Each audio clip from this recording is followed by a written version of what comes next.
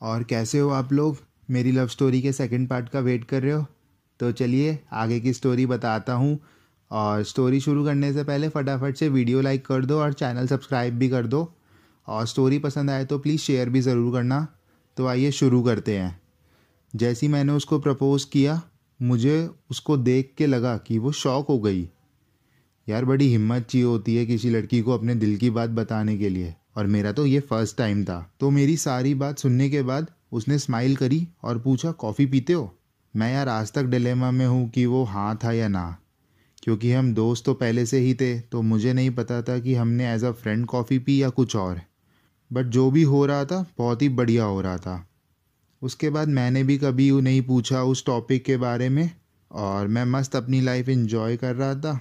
मैंने एक दिन नोटिस किया वो बहुत सैड थी, तो मैंने उससे पूछा क्या हुआ, तो उसने मना कर दिया। बट दोस्ती और प्यार कहने के लिए थोड़ी किया था, सच में प्यार करता था उससे मैं। बट उसने कुछ बताया नहीं, बस इतना बोल दिया कि कभी और बताऊंगी।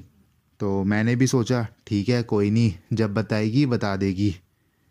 तो चलो, ईयर एंड आ चुका था और वैकेशन स्टार्ट हो चुकी थी, और मेरी लाइफ का बेस्ट डे भी आ गया था। 23 दिसंबर 2016, 4 बजे से लेके रात को 8 बजे तक। मतलब मेरी लाइफ में आज तक इतना अच्छा दिन नहीं आया। मतलब best day of my life था ये आज तक का। तो बताऊंगा कभी और इन 4 घंटों के बारे में आपको। पहले आगे की स्टोरी कंटिन्यू करता हूँ।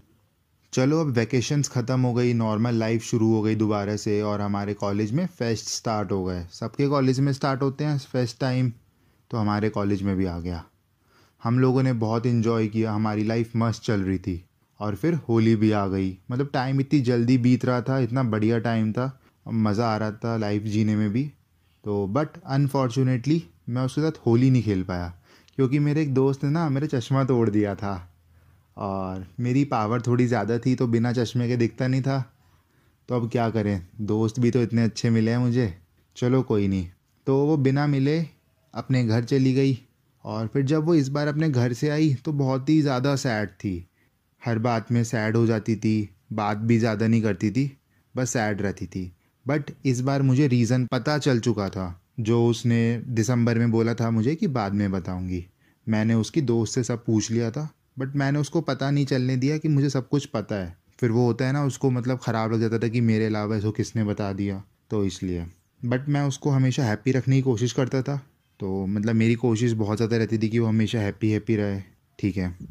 और फिर आया 29 मार्च 2017, और ये हमारे सेमेस्टर का सेकेंड लास्ट वीक था। और हमारे कॉलेज की परंपरा है, मतलब पहले तो थी, अब नहीं पता अब है या नहीं है।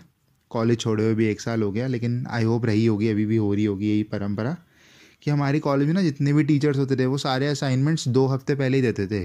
इंटरनल्स के जब सेमेस्टर ख़त्म होने वाला है उसके 2 हफ्ते पहले ही सारे असाइनमेंट्स देंगे। और इसी बीच में उसको हो गया चिकन पॉक्स। मतलब वर्स्ट डे था मेरी लाइफ का जब मुझे पता चला कि उसको चिकन पॉक्स हो गया है। बट क्या कर सकते हैं। तो लेकिन अब वो अपने घर चली गई रेस्ट करने के लिए डॉक्टर से पूछ के, और वो लीव लेके घर चली गई। तो अब सारे असाइनमेंट्स देने थे, उसके इंटरनल्स डूब जाते हैं मतलब एक तरीके से, अगर वो असाइनमेंट सबमिट नहीं कर पाती तो मैंने उसकी बहुत सारी हेल्प करी। सारे असाइनमेंट्स डबल डबल करे, उसके नाम से सारे असाइनमेंट सबमिट करे, उसकी अटेंडेंस का ध्यान रखा, टीचर से बात करी अटेंडेंस के लिए, और जहाँ नहीं हो पाई तो प्रॉक्सी भी लगाई। तो मतलब I supported her in every possible way. बस मुझे तो यही था कि वो जल्दी से ठीक होके आ जाए। और 17 डेज़ के बाद वो आई घर से, और 2 दिन बाद से हमारे एक्सटर्नल एग्ज़ाम स्टार्ट थे। तो एग्ज़ाम टाइम में ज़्यादा बात तो होती ही नहीं थी। बस एक एग्ज़ाम में उसने मुझे रात को 3 बजे उठा दिया कि मुझे नोट्स भेज दो। 2 बजे तो मैं अपनी पढ़ाई पूरी करके सोया था, बताओ। और उसमें 3 बजे उसने उठा दिया, और उसके बाद फिर उसको नोट्स वगैरह दिए। और उस रात मतलब मैं सोया ही नहीं। वो मतलब मेरी ज़िंदगी का पहला और आखिरी एग्ज़ाम था जिस मतलब मैंने नींद में एग्ज़ाम दिया है, लिटरली। मैं सोया नहीं पूरी रात। और एग्ज़ाम्स ख़त्म हो गए, सब बढ़िया हो गया, रिज़ल्ट आ गया। और अब उसने वो मुझे बात भी बता दी जो उसने मुझे दिसंबर में बोली थी कि मैं बताऊंगी। और बट मुझे पहले ही पता चल चुकी थी, तो इसलिए मुझे इतना शॉक नहीं लगा। बात डिस्क्लोज़ नहीं कर रहा हूँ उसने क्या बताई। अगर आप चाहते हो कि जानना कि मतलब उसने क्या बताया, तो प्लीज़ कमेंट करके मुझे बताओ कि हाँ हम जानना चाहते हैं, तो मैं उसके लिए अलग से वीडियो बना दूंगा। और ठीक है, उसके बाद मेरा बर्थडे भी आ गया था। तो मतलब best birthday of my life. साथ नहीं थी वो मेरे, स्टिल मतलब इतना बेस्ट था कि क्या पूछो। वो पहली इंसान थी जिसको मेरा बर्थडे आता है एक्सेप्ट माई पेरेंट्स। तो उसने मुझे रात को 12 बजे विश किया, एग्जैक्ट 12 बजे उसने मुझे विश किया हुआ था। मैं तो सो ही गया था, हर बार की तरह मुझे उम्मीद ही नहीं थी कि इस बार भी किसी का मैसेज आएगा, तो मैं तो आराम से अपना सो गया था। तो उसके बाद उसका मैसेज आया रात को एग्जैक्ट 12 बजे, मैंने सुबह उठ के देखा और 45 मैसेजेस आए, 23 कॉल्स आई हुई थी उसकी। तो मतलब वो बेस्ट गर्ल थी मेरी लाइफ में, सबसे बेस्ट। और मतलब मुझे वो आज भी बहुत पसंद है। चलो थोड़ी सी लंबी हो गई स्टोरी, बहुत स्टोरी सुना दी मैंने आपको, चलता हूँ। बस थोड़ा सा पार्ट बचा है जिसमें मैं आपको उसके और मेरे आज रिलेशंस कैसे हैं वो बताऊंगा, और एक ट्विस्ट है वो भी बताऊंगा। Okay guys, bye bye, thank you so much.